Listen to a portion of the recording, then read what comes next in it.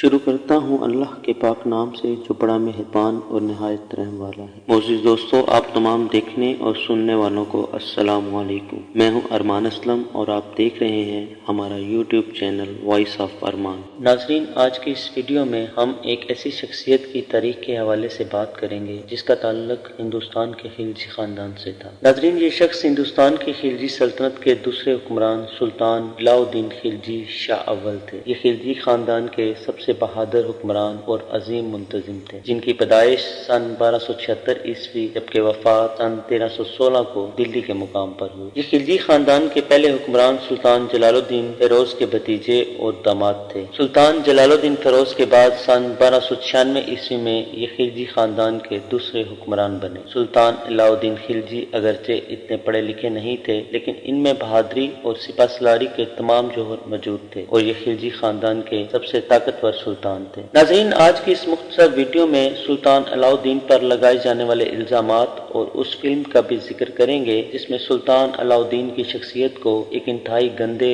اور بیہودہ کردار کے لبادے میں دکھایا گیا ہے۔ لیکن اس سے پہلے آپ سے گزارش ہے کہ اگر آپ ہمارے چینل پر نئے ہیں تو ہمارے چینل کو لائک، سبسکرائب اور شیئر ضرور کر دیجیے گا اور کمنٹ سیکشن میں اپنی رائے کا اظہار بھی ضرور کیجیے گا۔ ناظرین، سلطان علاؤ الدین خلجی کے زمانے میں منگولوں کے حملے شدید خطرہ بن گئے تھے اور سوال یہ پیدا ہوتا ہے کہ اگر علاؤ الدین خلجی منگولوں کو پسپا نہ کرتے تو ہندوستان کا نقشہ کیا ہوتا، کیونکہ منگولوں کے حملے کو روکنا اور انہیں شکست دینا کوئی آسان کام نہیں تھا۔ اس کے لیے بے پناہ جرأت اور حوصلے کی ضرورت تھی، جس کا مظاہرہ سلطان علاؤ الدین خلجی نے کیا۔ ناظرین، منگول ایک بہت بڑی طاقت تھے اور جہاں حملہ کرتے انہیں روکنا مشکل ہو جاتا۔ انہوں نے روس، چین، پرشیا، عراق، شام اور یورپ تک اپنی دہشت کے نشان چھوڑے۔ ناظرین، منگولوں کی اس زبردست طاقت کو پسپا کرنے کے لیے سلطان علاؤ الدین خلجی کو بہترین حکمت عملی اور ایک بڑی فوج کی ضرورت تھی۔ فوجی اخراجات کو قابو میں رکھنے کے لیے انہوں نے بازار میں ہر چیز کی ایک قیمت مقرر کر دی اور اس پر سختی سے عمل کروایا۔ اس نے نئے سکے جاری کیے اور چیزوں کو تولنے کے لیے وزن مقرر کیا۔ روزمرہ کے استعمال کی چیزیں سستی ہونے سے لوگ خوشحال ہو گئے اور سلطان علاؤ الدین خلجی کے مرنے کے بعد بھی ایک عرصہ تک ان کے عہد کو یاد کرتے رہے۔ علاؤ الدین خلجی نے ذخیرہ اندوزی کی سخت ترین سزا مقرر کی تھی۔ جاسوسی کا ایک ایسا نظام بنایا کہ سلطان کو منڈی کی خبریں براہ راست بتائی جاتی تھی۔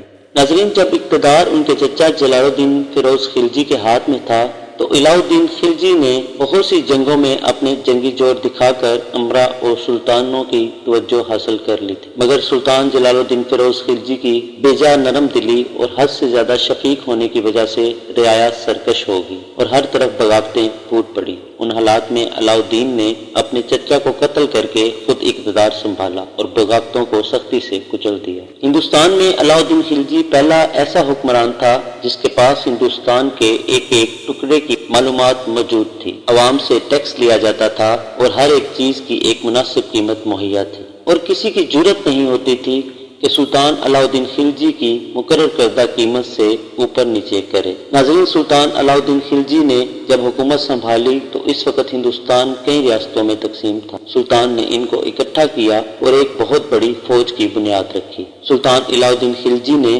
پہلے ہندوستان محفوظ کیا اور پھر آگے بڑھ کر بہت سی جنگیں لڑیں۔ سلطان علاؤ الدین خلجی کا سب سے بڑا کارنامہ منگولوں اور تاتاریوں کے خلاف جنگ تھی اور ان کے دور حکومت میں ہندوستان پر قبضہ کرنا منگولوں کا خواب ہی رہا۔ اپنے دور حکومت میں سلطان علاؤ الدین خلجی نے منگولوں پر حملے کیے اور وہ منگول جنہوں نے چین سے لے کر اناطولیہ تک سب کچھ برباد کر کے رکھ دیا تھا، وہ مجبور ہو گئے کہ سلطان علاؤ الدین خلجی سے صلح کی جائے۔ جب منگول سفیر سلطان علاؤ الدین خلجی کے پاس آئے تو سلطان علاؤ الدین خلجی نے انہیں اپنی فوجی قوت اور شاہی جاہ و جلال سے اس قدر متاثر کیا کہ ان کے سفیروں نے واپس جا کر بتایا کہ ہندوستان پر حملہ کرنے کی غلطی کبھی مت کرنا۔ ناظرین، کچھ عرصہ پہلے بھارت میں ایک فلم ریلیز ہوئی جس میں سلطان علاؤ الدین خلجی کو ایک ظالم اور وحشی قسم کا انسان دکھایا گیا ہے اور مزید یہ کہ سلطان کو ایک ہم جنس پرست انسان دکھایا جس کے اپنے ایک غلام ملک کافور سے جنسی تعلقات دکھائے گئے ہیں۔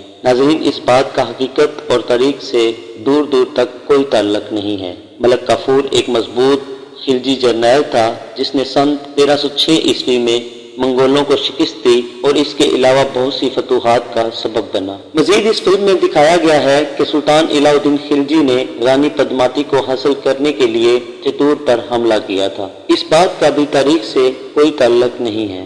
سن 1306 عیسوی میں باقی علاقوں کی طرح ہی چتور کو بھی فتح کیا گیا تھا اور رانی پدمنی کا ایک افسانوی کردار 1540 میں ملک محمد جیاسی نے اپنی ایک نظم میں پیش کیا، جب علاء الدین خلجی کو اس دنیا سے گزرے تقریباً 200 سال کا عرصہ ہو چکا تھا۔ ناظرین، تاریخ میں اگر ایسا کوئی بھی واقعہ ہوتا تو ضیاء الدین برنی ضرور لکھتے، جو خلجی سلطنت کے سخت ناقد تھے۔ مزید امیر خسرو لکھتے ہیں کہ ہندوستان کے لوگ خلجی سلطنت کے خاتمے کے بعد بھی سلطان علاء الدین خلجی کی تعریفیں کرتے نہیں تکتے تھے۔ ان کا ایک ایسا کردار شامل کرنے کا مقصد اس سلطان علاء الدین خلجی کی شخصیت پر دھبا لگانا ہے جس نے ہندوستان کے ہر ہندو راجا کو شکست دی اور وہ واحد حکمران بنا جس نے بیک وقت شمالی اور جنوبی ہندوستان پر حکومت کی، جو کسی اور کو نصیب نہ ہوئی۔ ان کا ایسا کردار پیش کر کے ایک قوم اپنا غم و غصہ نکالنا چاہتی ہے جس پر ہزاروں سال مسلمانوں نے حکومت کی۔ ناظرین، سلطان علاء الدین خلجی کا شمار دنیا کے ان ناقابل شکست حکمرانوں میں ہوتا ہے جو جہاں بھی گئے فتح کا جھنڈا گاڑا۔ بلا شبہ وہ اس وقت کے بہترین حکمرانوں میں سے ایک تھا۔ ناظرین، امید ہے کہ آپ کو ہماری آج کی ویڈیو ضرور پسند آئی ہوگی۔ انشاءاللہ ملتے ہیں بہت جلد ایک نئی معلوماتی اور تاریخی ویڈیو کے ساتھ۔ اللہ تعالیٰ آپ کا حامی و ناصر ہو۔